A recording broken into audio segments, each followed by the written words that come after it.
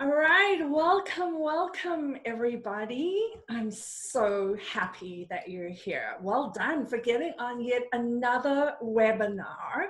I'm Sandy Asch, and welcome to the Roar Chat. This is a free live webinar that I host with some pretty extraordinary and unique guests at least once a quarter. So I'm super happy that you're here.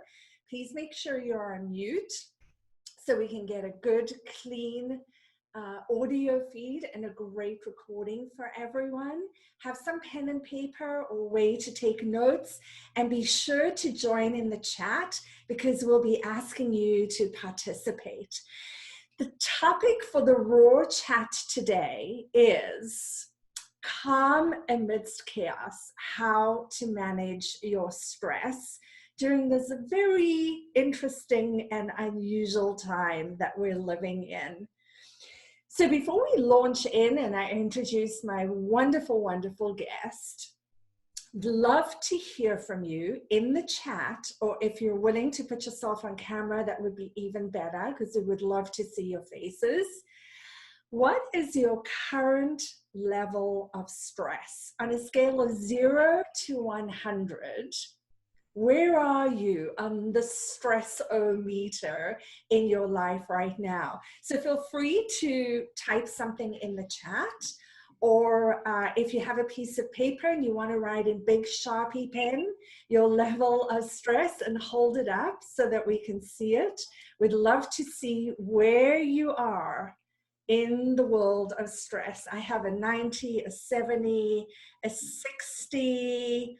Anyone else? I'm suspecting that the reason you decided to jump on this webinar is because stress is definitely present in your life. And I think for all of us now, we're living in a time where there is so much more demand, pressure, and uncertainty that it generates stress, whether we're conscious and aware of it or not. And that's why I'm so excited that we get to talk about this today. If you're not already, just a reminder to make sure that you're on mute. If you're called in, you may just want to make sure that you're on mute. Okay, I see 70%, 50, 55. Some brave soul said 100% with a smiley face. Thanks for being real. I think it's a big topic for conversation, and I know today you are going to be uplifted and inspired and get a very new and fascinating way of thinking about stress and some practical tools of how you can manage your particular way in which you respond to stress. And I know Dr. Deb has a wonderful handout for you at the end. Somebody said, twin 8-year-olds at home equals 200% stress. Yes, exactly, Stephen and Deb, thanks for that. So just as to create context, I know most of you know me and know about my book Roar that was published in 2016, and the topic and my learning and all of my work since about 2014 has been about resilience. And who knew that we would be in this situation right now where resilience is possibly the best vaccine or antidote we have to dealing with the change, the uncertainty, the fear, and the anxiety.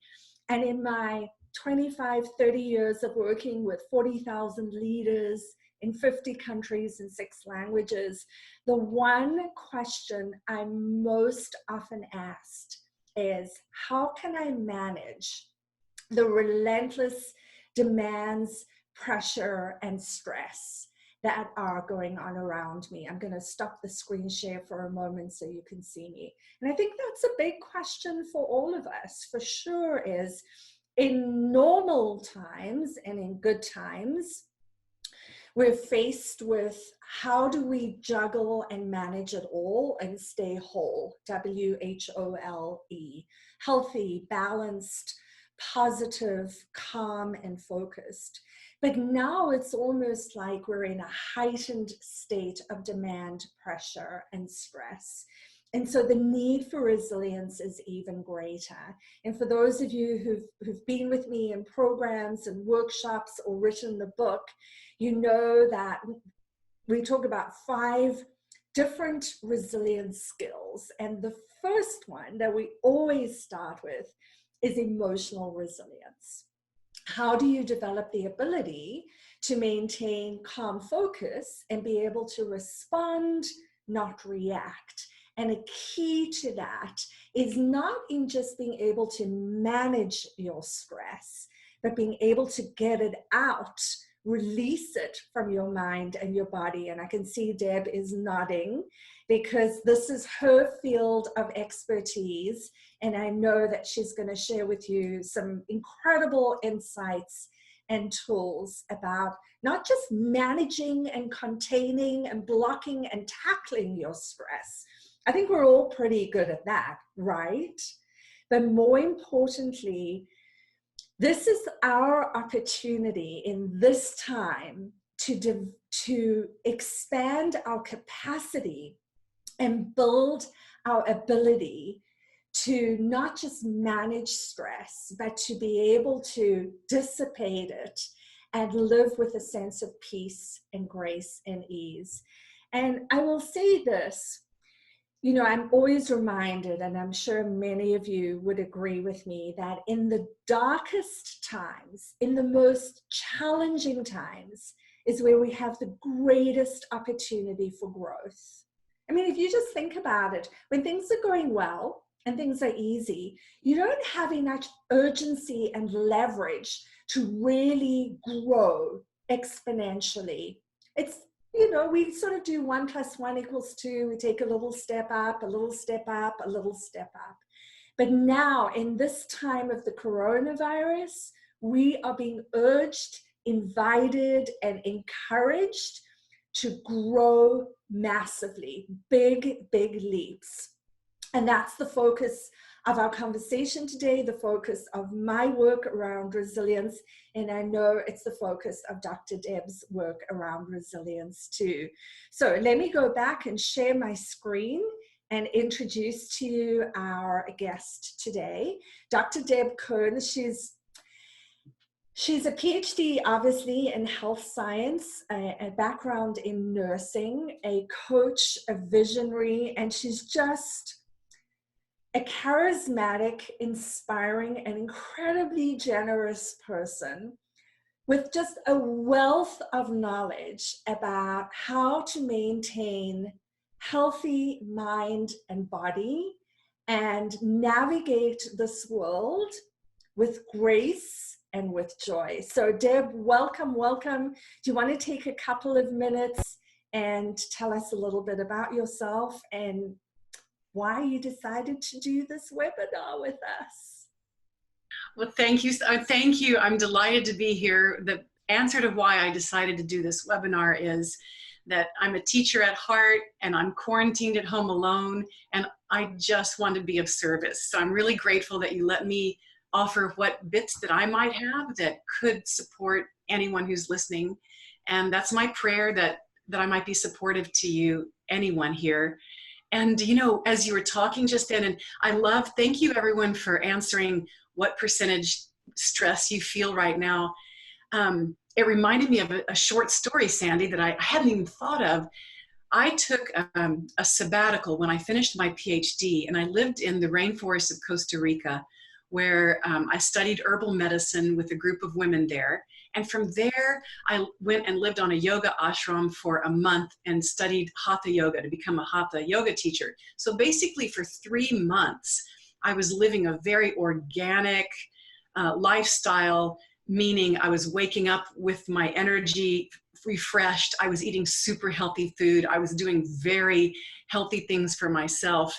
And when I got back into the normal world or the regular world, just I could feel the stress of just getting in my car. Just getting in my car to drive, I could feel the adrenaline shoot through my body. I felt shaky just pulling out of my driveway.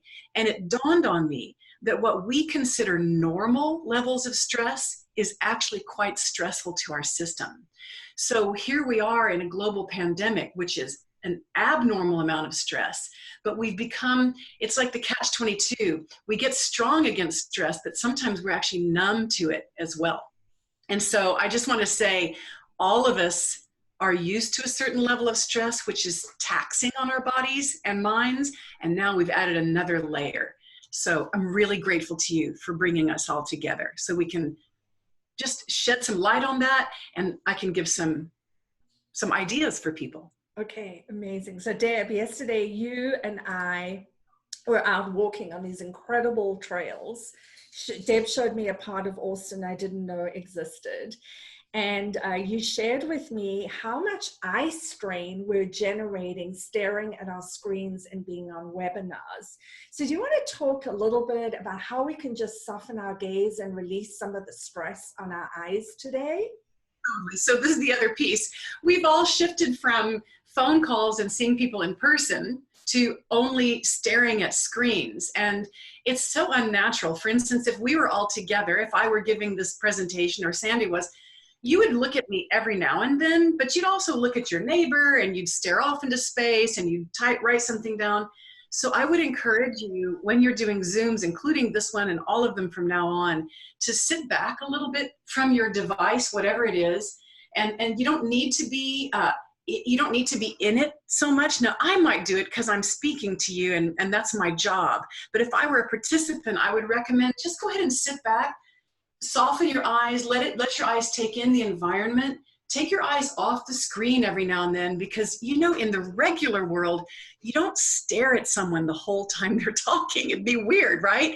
But when we're doing it in the screen, it puts a strain on our eyes. And one of the first things I learned when I was studying yoga was we would start a yoga class with breathing and then an eye movement to release eye strain. And so shall I do it, Sandy? Yeah, absolutely. Let's go all the way. I recommend back, because this is an answer to this is an answer to stress always is breathing and coming back to our breath. And so I would encourage you to do a 4-part breath where you count for yourself, breathing in to the count of 4 through your nose. So inhale and then hold the breath and then exhale and leave the breath out for 4. We'll do one more like that. Inhaling, holding,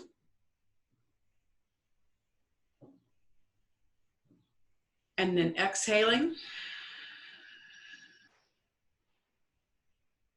and leaving the breath out.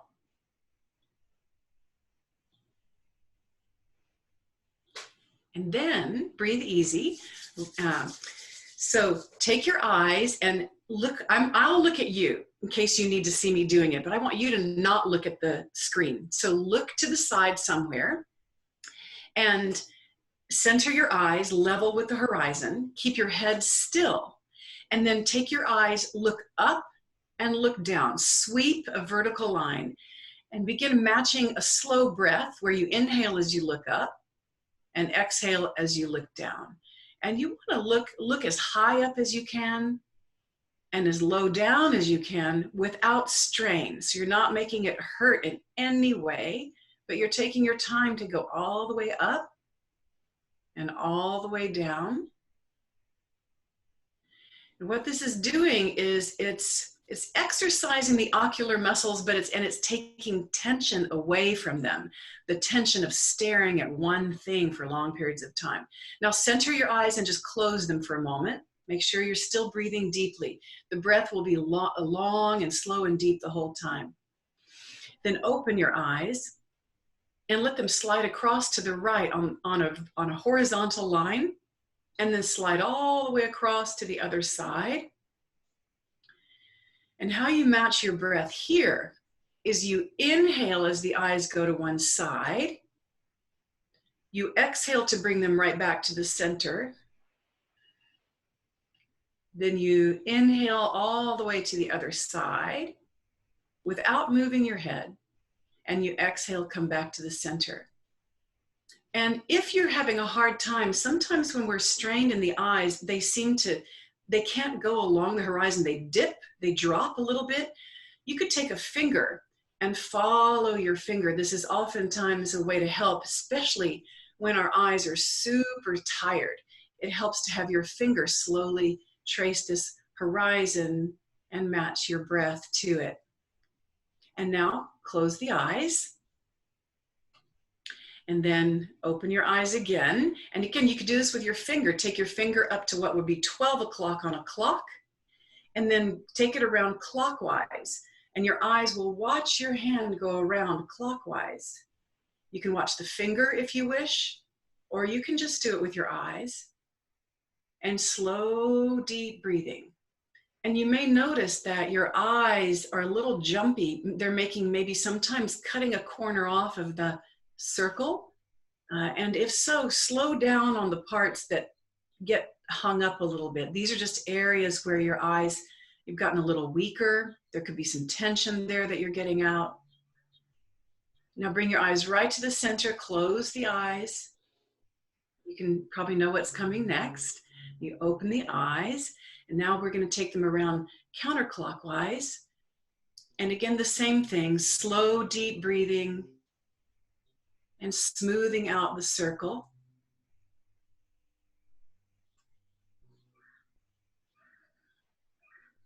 And notice if your mind wants something else to happen. The mind wants the next thing. You may feel bored. And this gives you a little idea of how your mind has been racing, and it's not used to stopping. And actually stopping is the answer. And so no judgment, no criticism, just a note to yourself like, wow, that's interesting. And then center your eyes, close your eyelids, and rub your palms together and create heat. So you're gonna really rub. You wanna get a lot of good heat. My hands are a little cold, so it's gonna take me a minute. I'm gonna wait till I've got the heat. I know you'll have heat. You're still breathing deeply. There, I got some heat. And then take the palms of your hand over your eyes, your fingertips and your hairline, and feel the warmth. Your eyes will relax. This is super soothing. The muscles around them relax. The optic nerve is soothed. And take a couple of deep breaths here, the healing of the heat, the warmth, and also the darkness. And then just take your hands and just gently swipe across your eyes, your forehead. Just imagine you're wiping off some tension, and open your eyes again. And now don't focus on me so carefully now. Let your eyes stay. I would notice, can you feel everything is connected?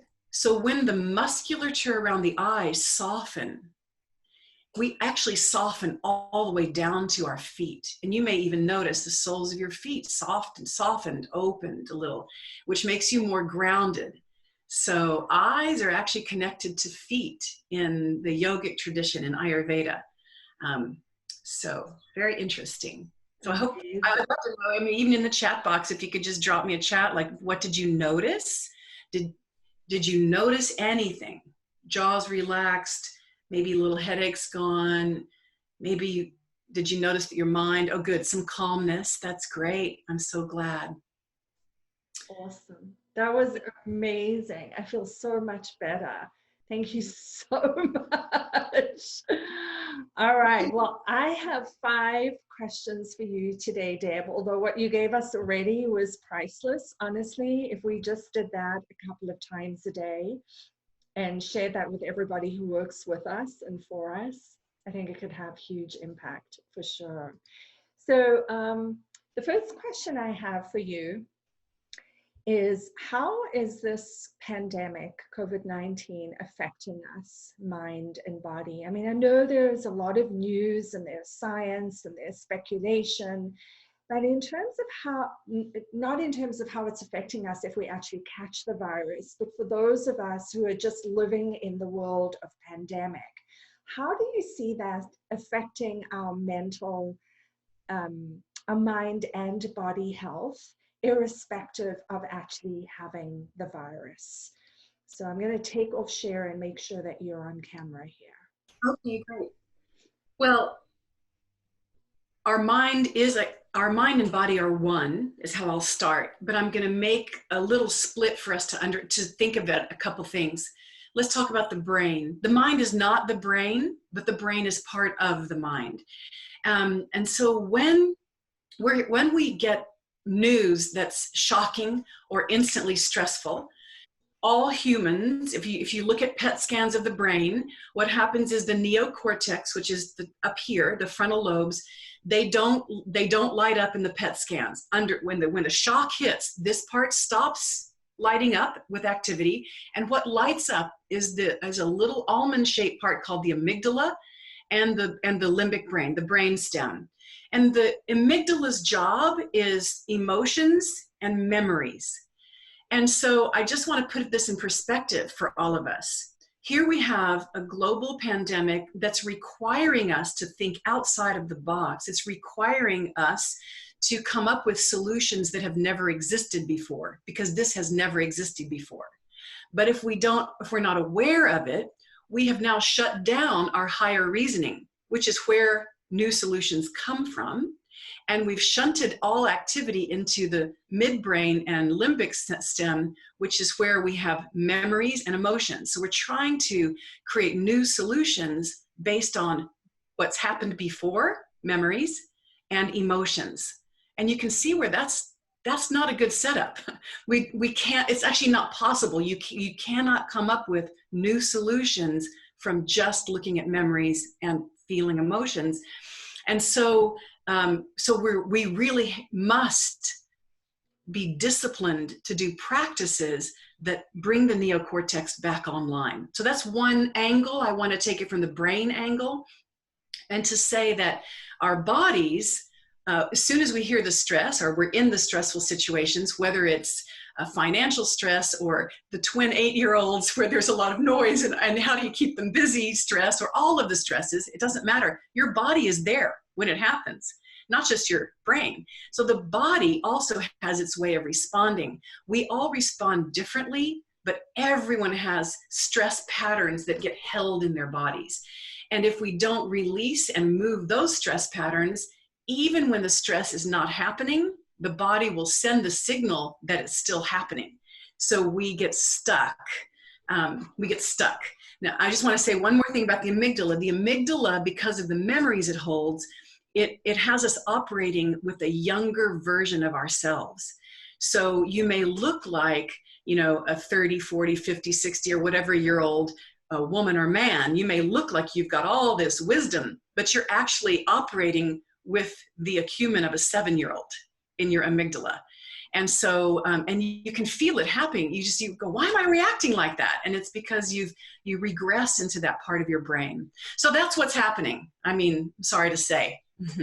Wow, that's fascinating. Mm-hmm. So really, we're trying to navigate a world from the point of view of a 7 or 10-year-old, from that little gland called the amygdala in the back of our brain. And so what you're saying is, for us to be effective and be able to respond and not react, and those of you who've done work with me know that that's like one of my favorite topics, is how do you navigate through a world of demand, pressure, and stress and be able to respond and not react. But what you're saying is, when we're in stress, the only capacity we really have is to react. We don't really have capacity to choose an effective response. The neuroscientists say that you have 1/4 of a second before the amygdala hijacks your brain. 1/4 of a second. It's not very long. 1/4 of a second before the amygdala hijacks the neocortex. Now, this is why yoga practitioners, qigong practitioners, practitioners of the disciplines that you've all heard of, I'm sure, those practitioners have, because of their disciplined practice, can use the quarter of a second. So not everybody gets hijacked, but I'm going to tell you, I've been practicing yoga since 1994. Like I said, I lived on a yoga ashram, and I do get hijacked. So I don't have the skill to grab into that quarter of a second, but I do, because of my discipline, notice it pretty soon after it happens and know how to bring myself back. So I would say have great compassion on yourself if you also, like me, get hijacked by your amygdala. Quarter of a second. Yeah, let's ask that question, shall we? So if anybody is on camera or on chat, let's hear from you. I mean, how successful or how often are you able to catch yourself before your amygdala gets hijacked? How, that's the question. Have you had an opportunity in this last week or 2 or 3 where you were bombarded by something, your buttons got pushed, you got very stressed, and in that moment you were able to catch that quarter of a second and pause, what a pleasure, and choose your response rather than your response choose you. So if you're on camera, feel free to wave. Not a lot of you are on camera. I see Sarah Magruder there. Hey, Sarah, nice to see you. Oh, lots of old friends and faces. So somebody said, Jessica says, yeah, with practice over time, it gets better. But if you're hungry or tired, the catching is harder, or I don't care to catch it. Isn't it true? How many of you, just wave your hands, have found yourself in the last week or 2, you just couldn't help yourself but be reactive? Yeah, anybody out there? Yeah, Tara says lots of reaction over response. That's so true. Mary Lou says yes. And I think, Deb, that's where we're going to go into is how can we, what I call, keep our central nervous system calmer, so that in that moment when we're being triggered or activated or our buttons are being pushed, that we have greater ability to be at choice and we have greater freedom. Okay, so that brings me to my next question for you, which is, what are the different ways people respond to stress? And I will say this. So in February, I attended a 2 or 3 day retreat with Deb, and she gave us a talk about different stress drives that just blew my mind, because I thought I understood stress and I knew how to deal with it. But the way you broke it down, Deb, was so simple and so practical and such a ha-ha. And I think most of us in the room were just laughing at ourselves because you just nailed it. So I wonder if you would take a couple of minutes and just share with us. And guys, you're going to want to write this down or draw it. If you have paper or pen, get your markers or your pencils and draw it, because it's profound. So Deb, will you share with us those stress styles and how we can figure out what our go-to stress style is, please? I sure will. So first, I want to always give honor to where my information comes from. So this comes from the ancient system of healing from India called Ayurveda. Ayurveda is their healing system that is the same breadth and depth like traditional Chinese medicine. It's a huge system. So that's where it comes from. And I'm going to oversimplify it, but it really works to even go this simple with it because it's just truth. So according to Ayurveda, people have different mind-body types. And when they get stressed, the very same stress will make people respond very differently. And you can break it down like this. Either you get really panicked, or you get pissed, or you get paralyzed. That's the simplicity of it. Either you're spinning, anxious, fearful, like Chicken Little, woo, or you're frustrated and irritated and just can't, you want it just not right. Or you're asleep on the sofa and you can't get going. All 3 of them are simply responses to stress. And what I love about learning this is, first of all, learn it for yourself. But I know in the back of your minds, because many of you have your whole families with you right now, you're seeing everyone responding differently, and maybe even having judgments about those other people, those other humans in your environment. Why aren't they acting like I am? It's because they're not like you. They're different. So those are the three basic ways that people go out of balance. And it has, we can experience one and it can knock us into another one. That can happen. So it's not like just one or the other, but we start with one. There's one initial response to stress. When the stress hits, ask yourself, what's the first thing that happens? So we all had the stress. I mean, you can remember, and I think this is going to be for many of us a lot like other big times. I'm old enough to remember when JFK was shot. I know where I was, right? I know where I was. I can remember it. Many of us can remember where you were when you heard of 9/11. So we have these memories. I bet most of you will remember what was happening. Where were you when you got it? What's going on with COVID-19 and coronavirus? When you got it, what was the initial? If you could tap back into that, did you go, ah? Or did you go, oh my God, those idiots in government? Or did you just go, oh no, oh my God, when you really got it? Now, other things happened after that, I understand, but I'd love to know. Can I ask them that? Can I ask them? Yeah, let's have what is the chat?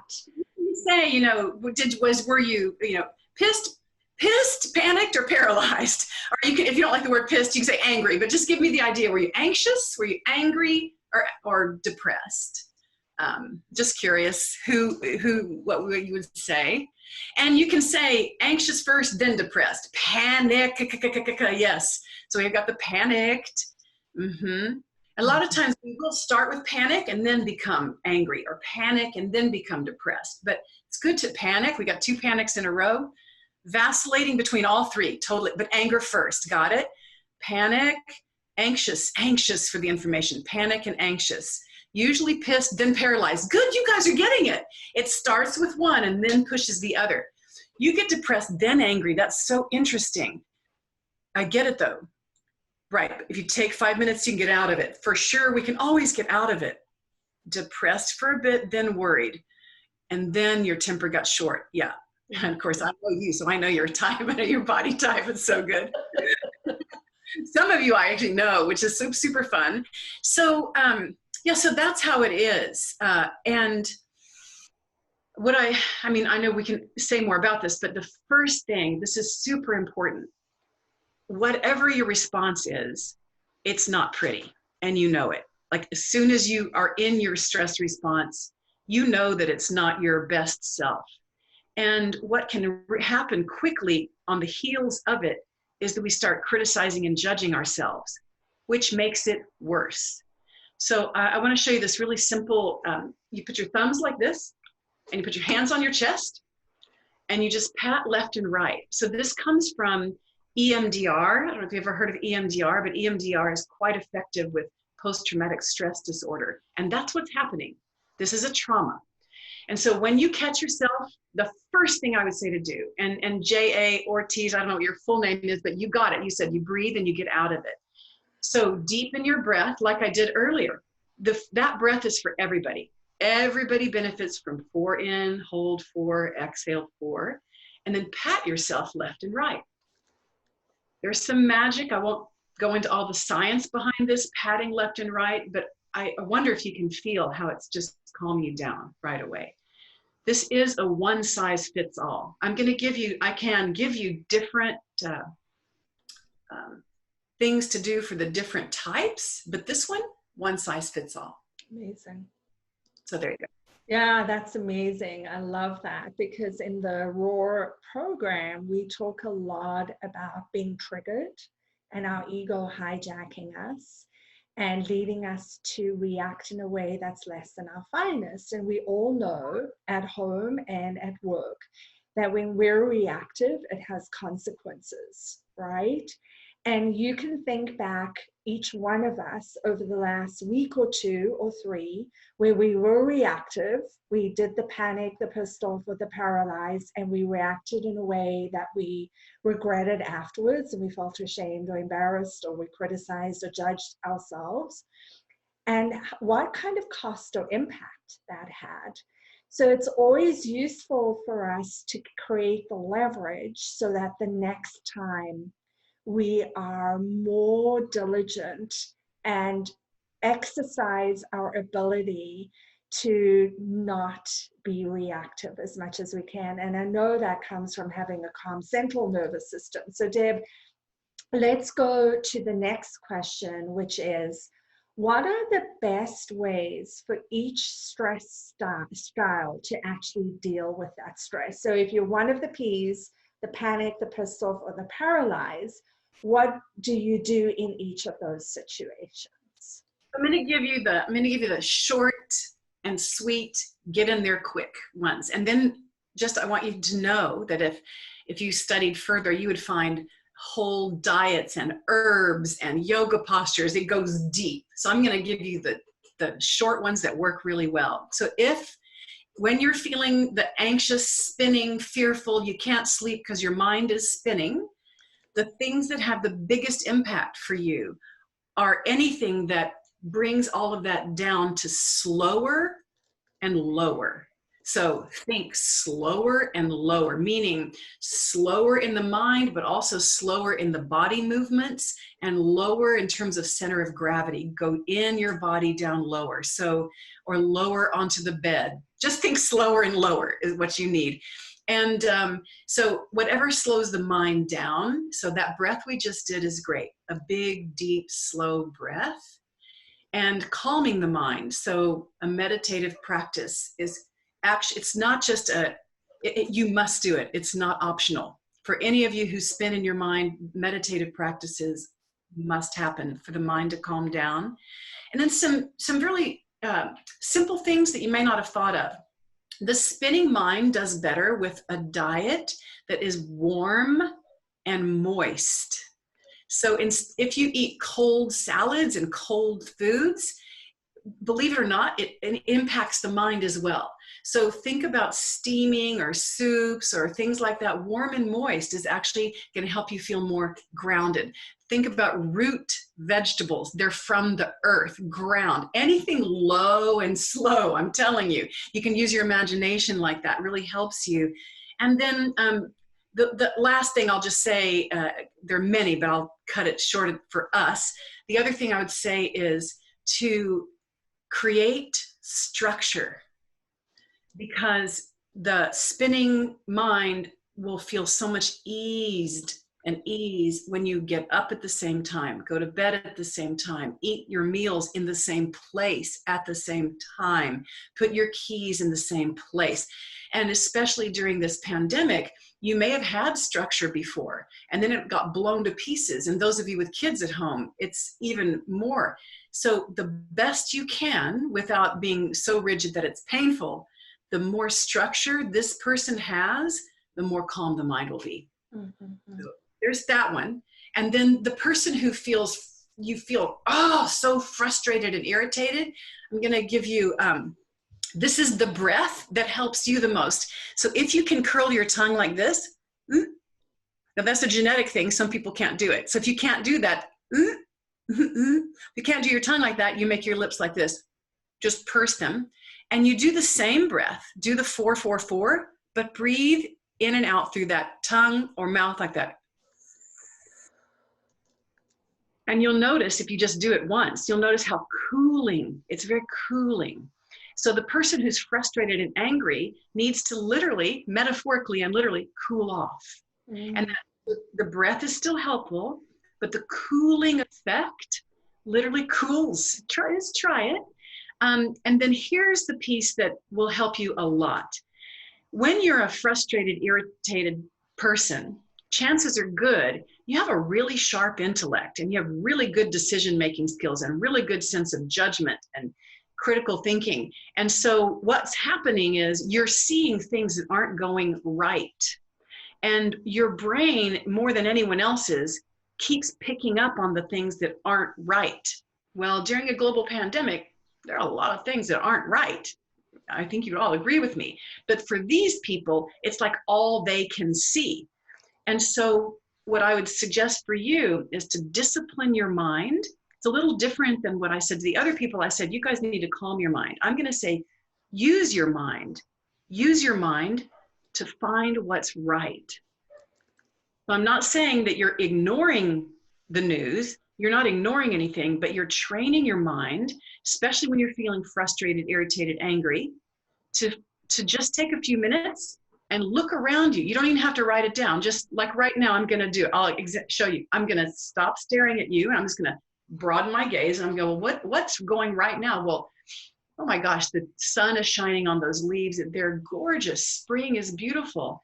I'm very comfortable in this chair. The temperature is perfect. I'm not thirsty. I'm not hungry. I mean, all of these things are going right this minute. And it just, the grip that I might have had on what's wrong starts to ease up. And then the third thing I'll say for you all, and Jessica mentioned it earlier, and that is you need timely meals. Do not skip your meals, because if you're hungry, you're going to be pissed. That's all there is to it. So you in particular need timely meals. So I'm going to keep going and then I'll take your questions in a minute. Is that okay, Sandy? Am I doing okay? Yes. Okay, great. So I just want to get it all in there, you know. So for the third group, the ones who under the same stress and you're feeling really lethargic, like you just want to give up and just whatever. You know, you're the ones who are just sitting on the sofa with an empty bag of M&Ms in your hand and some chocolate, just drooling. You don't even care, the chocolate's there. This is what happens. I have this type too, so I know what it feels like. You just, it's like the stress is so much, you can't even move.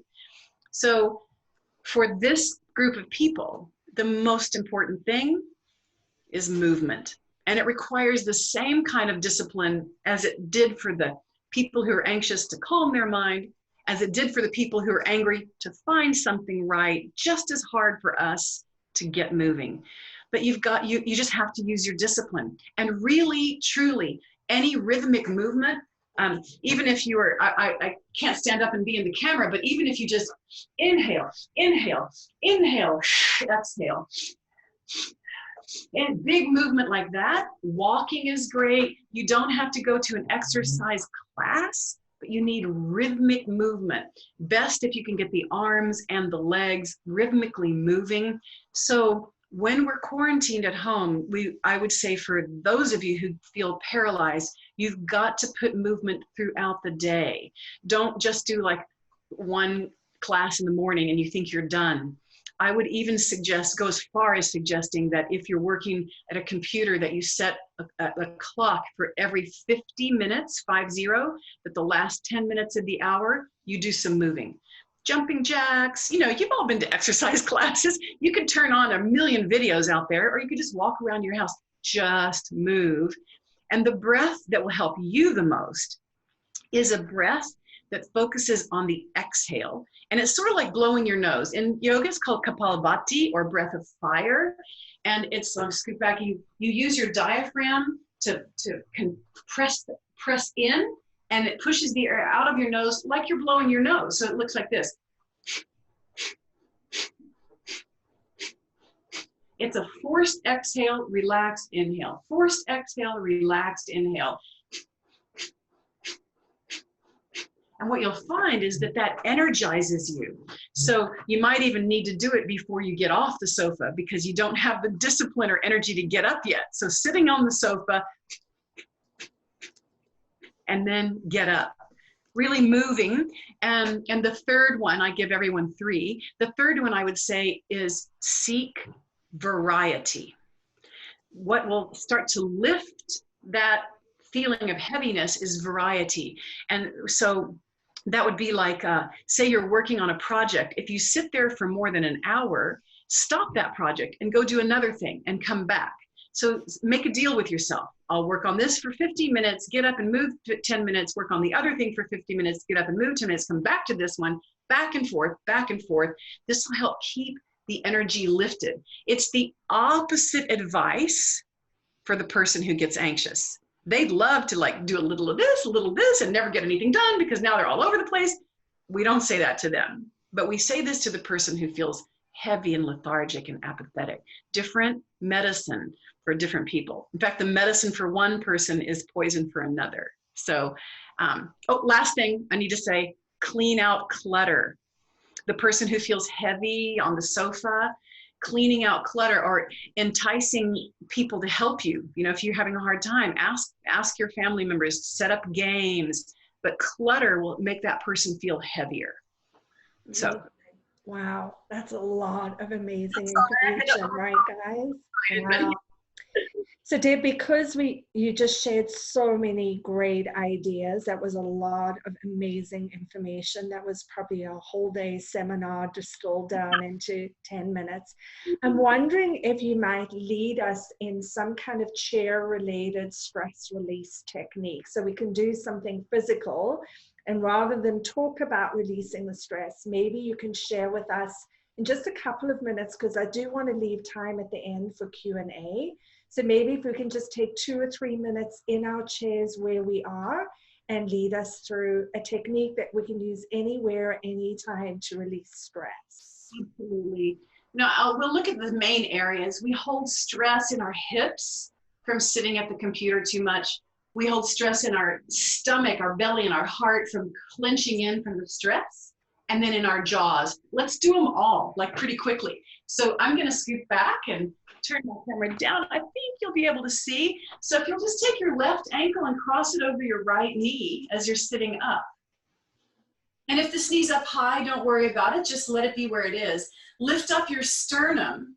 Flex this foot right here. This foot, flex it so it protects the knee.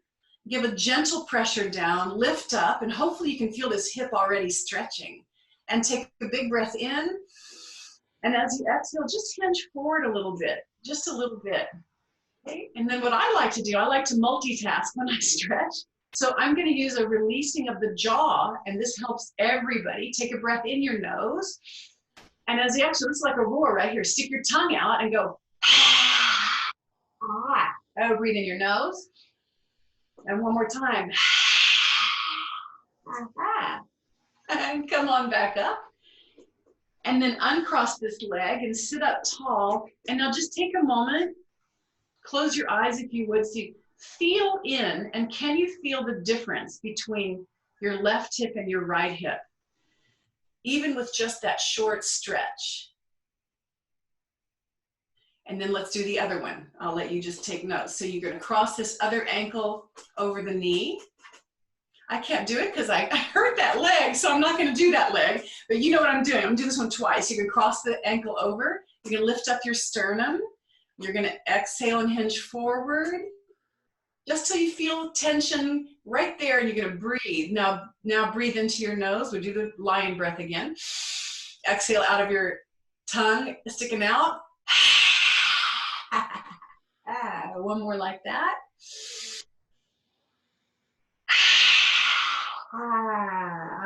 Good. Come on up and release the leg. And then since we're all sitting in our chairs, we'll do this like this to the edge of your chair, hands behind you here, open. So you're gonna pull against your arms. I can turn sideways a little so you can see. I'm lifting up my chest. I'm opening my belly and my chest, and I'm lifting up my chin, so I'm letting some of the neck release. And take a big breath into the front of the body. And let it go. Just do 2 more breaths there. Just opening. All this gets so tight. Really lift your chin up. Oh, that felt good. Do one more big breath here. Really lift the chin. Feel the front of the neck stretching, and let the breath out and bring your head back up and roll your shoulders around. And then just take one arm across the opposite leg, one hand behind you in the chair. Inhale, lengthen up, and twist back and look over that shoulder. And take a couple of breaths here. Oh. And inhale back around through the center. And you just keep coming on around. That arm comes across the knee. One hand behind you, you inhale, lengthen the spine, and as you exhale, you twist back. And remember how we started with our eyes. So use your eyes here. You keep turning the eyes in the direction that you're twisting. So you're activating those ocular muscles and you're stimulating the optic nerve, bringing more blood flow to the area around the eyes. And then come on back. And that's a pretty good way. I mean, we got hips, we got the solar plexus, the heart, the neck, the jaws, and even up into the head in not very long. So that's what I would say. Amazing. Love that. Love that. Are you guys all excited? I'm so excited. So question number 4, you just helped us do, and then let Deb, so like 2 or 3 minutes. Why is it important to release stress before we go to bed at night? And let me just say this. This is like a new thing for me, because I always thought stress was just in my mind. And if I did a meditation, I would be fine. But one of my yoga teachers has been telling me for years, Sandy, you have to get the stress out of your body, because I don't know about you, but I store a lot of stress in my body, particularly around my shoulders and my neck. And so I have this new practice where before I go to bed at night, I put a yoga mat down and I just put some great music, and I take 10 or 15 minutes and just try and get the stress out of my body. And I'm noticing I'm sleeping so much better. I'm getting to sleep faster. And when I wake up in the morning, I feel so much better. So Deb, from your point of view, that was just my anecdote, my personal experience. Why is it so important to release stress from mind and body before we go to bed at night? Well, your experience is exactly what the science holds true, which is the mind and the body are one. So your body holding stress, the tension in your body is there from something that happened. Something happened. You had a response to something that happened, and it's not resolved. It's still stuck in your body, even though the thing is gone. Whatever we take into sleep with us at night, we have to process in our sleep. So if you haven't processed it before you go to sleep, then the unconscious tries to process it, and it disturbs your sleep. So we want to get the stress out of our bodies so that our body doesn't bubble up those old stories and those old emotions, bubble them into the unconscious for us to have to deal with at night. So it's a really good idea. And in fact, I know that you'll send them this link. I have a guided practice for going to bed where it takes you through this very thing as progressive relaxation and a stretch, and then to calm the mind as well, because what you do last thing before you go to sleep, you take into sleep with you. So if you haven't released those stories and the things that cause the tension, your body's going to try to work on them at night. And here's the reason that that's doubly not good. First of all, you don't sleep well. But here's the thing. Sleep is when the body repairs and heals itself. Sleep is when you take the food that you ate that day and you metabolize it. Metabolizing is different than digesting. You want to have digested your food long before you go to sleep, digestion. Then metabolism is when your body takes those bits and pieces that you digested into tiny molecules, and it turns them into new fingernails, or where you had a cut in your hand and it repairs the cut and repairs the lining of your intestine and it grows new hair. This is what you do when you're sleeping. But if you disturb your sleep from tension in your body or having watched YouTubes or news before you go to sleep, then your body can't go into repair mode. It goes into all this other processing. So we really, so important that we relax the body, not have input from screens before we go to bed. Amazing. Wow. I'm thinking you're all as excited as I am. And here is a link. I will send it out in an email to all of you to get Deb's 5 proven strategies to renew, sustain, protect, and contain your energy. drdebkern.com/energy. So I hope you'll all go and download. And one thing I've come to learn about Deb is she's incredibly incredibly generous about sharing her resources. I also want to remind you all that if you're not already on the Raw Stronger platform, the Raw Stronger platform is my e-course with all things resilience. And there are about 600 global leaders now on Raw Stronger, learning the different aspects of how to be resilient, getting the tools, the ideas, and the inspiration, and also sharing those ideas and inspiration on a global discussion forum. So if you haven't already gotten on Raw Stronger, I really encourage you to do that. And you can definitely get your first month free. That's a gift I love giving to everybody. And you just use the code STARTROARING, and it'll get you into the platform and onto the discussion forum and all these amazing, amazing tools. So I want to wrap up here and say thank you all for joining us so much. I'm so excited that you decided to do another webinar. I thought we were all webinared out, but this one was a little different, and I really appreciate, Deb, that the physical practice of things. I mean, it's great to gain knowledge.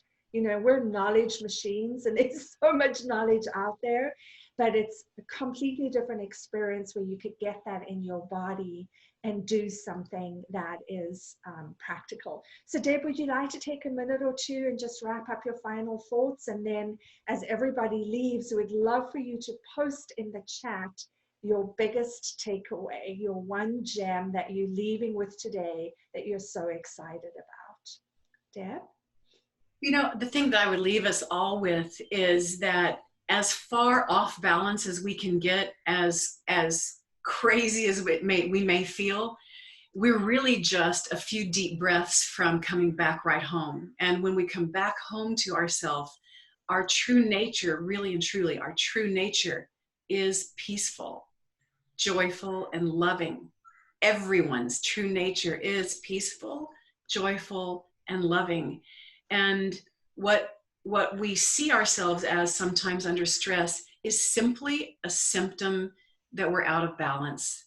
And coming back to our true self is all that's necessary. We don't need to buy a lot of things or get a lot of things. You don't have to have a lot of money.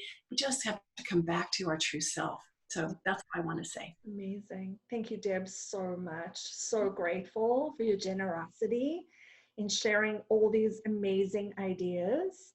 And thank you all. And it is my greatest wish that we all emerge from this time in our lives stronger, wiser, and more resilient. Thank you all for joining us. As you leave, be sure to post something in the chat that shares with us your greatest takeaway. Thanks, everybody. Have a great day, great week.